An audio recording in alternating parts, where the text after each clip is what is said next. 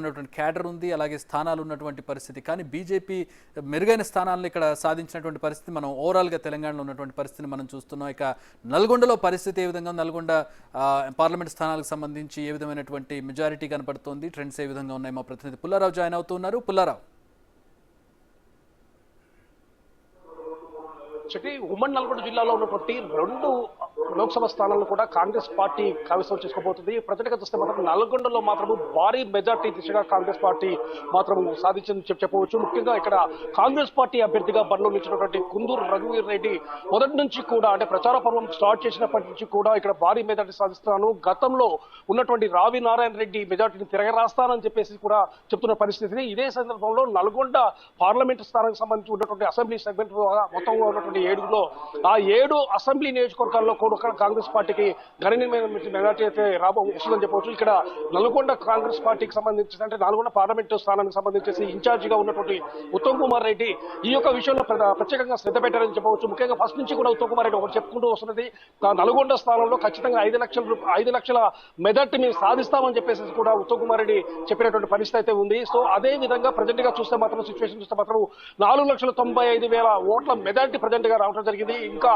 అది ఫలితాన్ని మాత్రం పూర్తి స్థాయిలో ఇంకా ప్రకటించలేదు. మొత్తంగా చూసినట్లయితే మాత్రం ఆ మెజార్టీ ఖచ్చితంగా, ఆ మ్యాజిక్ ఫిగర్ అంటే 5 లక్షల మెజార్టీ అనేది ఖచ్చితంగా వచ్చే అవకాశం మాత్రం స్పష్టంగా కనబడుతూ ఉంటుంది. ముఖ్యంగా 7 అసెంబ్లీ నియోజకవర్గాలకు సంబంధించినటువంటి 7 అసెంబ్లీ నియోజకవర్గాల్లో ఒక సూర్యాపేట మినహాయించి మిగతా 6 అసెంబ్లీ నియోజకవర్గాలు కూడా కాంగ్రెస్ పార్టీకి సంబంధించినటువంటి ఎమ్మెల్యేలుగా ఉండడం జరిగింది. వీరందరూ కూడా రఘువీర్కి సంబంధించేసి మెజార్టీ విషయంలో ఒకరితో ఒకరు కూడా పోటీ పడతాము అని చెప్పేసి ప్రతి సభలో కూడా అనౌన్స్ చేసిన సందర్భం ఉంది. అదే విధంగా వాళ్ళు ఇదే విషయానికి సంబంధించి చాలా శ్రమపడ్డారు. అదేవిధంగా కార్యకర్తలు కూడా ఈ విషయంలో మాత్రము చాలా రఘువీర్ రెడ్డికి భారీ మెజార్టీ తీసుకురావడం కూడా సహాయపడ్డారని చెప్పేసి కూడా రఘువీర్ రెడ్డి మనతో మాట్లాడుతూ, అంటే బిక్యూతో మాట్లాడుతూ చెప్పినటువంటి పరిస్థితి ఉండడం జరిగింది. సో అదే దిశగా అడుగు వేయడం జరిగింది.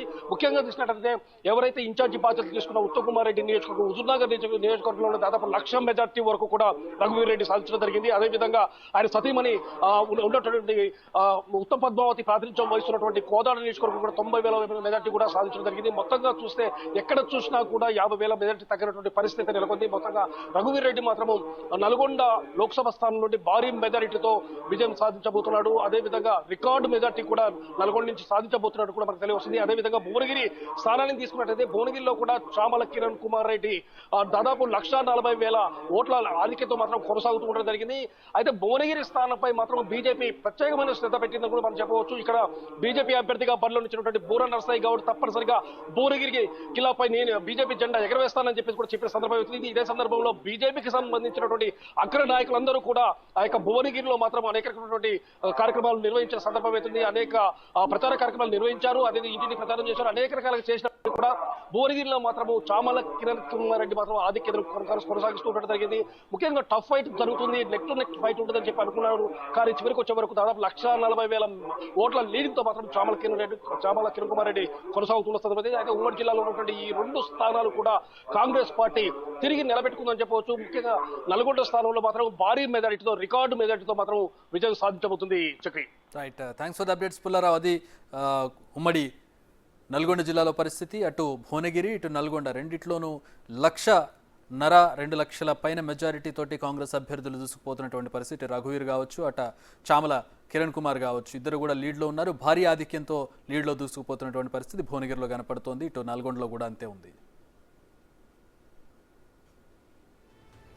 అంటే ఓవరాల్గా మొత్తం 16 స్థానాలుగా తీసుకుంటే, ఒక స్థానం ఎంఐఎంని పక్కన పెడితే 16 స్థానాల్లో బీజేపీ వర్సెస్ కాంగ్రెస్గా ఏకపక్ష 2 ద్విముఖ పోటీగా నిలబడినటువంటి పరిస్థితి. బీఆర్ఎస్ అసలు పోటీలో ఉందా లేదా అనేటటువంటి పరిస్థితి నియోజకవర్గాల్లో కనపడింది. పార్లమెంట్ పోటీలో మొన్న అసెంబ్లీ ఎలక్షన్స్ ఓడిపోయిన తర్వాత ఇది బీఆర్ఎస్ ఒక పెద్ద దెబ్బగా చెప్పుకోవచ్చు. ఒక్క స్థానాన్ని, పార్లమెంట్ స్థానాన్ని కూడా గెలవకపోవడం అనేది ఆ పార్టీ ఏ విధంగా తీసుకుంటుందనేది కూడా ప్రస్తుతం ఇక్కడ చూడాల్సినటువంటి అంశం.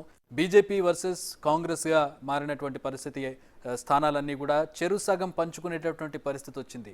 8-8 ప్రస్తుతం లీడ్ కనపడుతున్నటువంటి పరిస్థితి 2 పార్టీలకు కూడా. ఇక్కడ మేజర్గా గెయిన్ అయింది బీజేపీ అని చెప్పుకోవచ్చు. తెలంగాణ పార్లమెంట్ ఎలక్షన్స్ దిశగా చూసినట్లయితే బీజేపీ మేజర్గా గెయిన్ అయినటువంటి పరిస్థితి. గతంతో పోల్చుకుంటే డబుల్ డిజిట్కి బీజేపీ వెళుతున్నటువంటి పరిస్థితిని మనం చూస్తూ ఉన్నాం. 2-3 స్థానాలు ఎక్స్ట్రాగా గెలుస్తారు గతం కంటే అనుకున్నప్పటికీ ఇప్పుడు ఏకంగా 8 స్థానాల దిశగా అడుగులు వేయడం అనేది బీజేపీకి ఒక రకంగా ఇక్కడ బీజేపీ శ్రేణులకు ఒక రకంగా ఉత్సాహం అని చెప్పుకోవచ్చు. సో ఓవరాల్గా బీజేపీ కాంగ్రెస్ రెండు కూడా ఇక్కడ పోటాపోటీగా పార్లమెంట్ ఎలక్షన్స్లో పోటీ పడ్డాయని చెప్పుకోవచ్చు. కాంగ్రెస్కి ఒక రకంగా కొంచెం నిరాశ అని చెప్పుకోవచ్చు. ఎందుకంటే కాంగ్రెస్ ఇక్కడ దాదాపు 10 నుంచి 12 స్థానాలు ఎక్స్పెక్ట్ చేసింది. బీజేపీ కంటే ఎక్కువ స్థానాలు వస్తే కనుక మోరల్గా బూస్ట్ ఉండేది అనే అనుకున్నటువంటి పరిస్థితి, ఆ రకమైనటువంటి ఎక్స్పెక్టేషన్ కూడా ఉండింది ప్రస్తుత పరిస్థితిని. ఎందుకంటే ఆల్రెడీ ఎగ్జిస్టింగ్ గవర్నమెంట్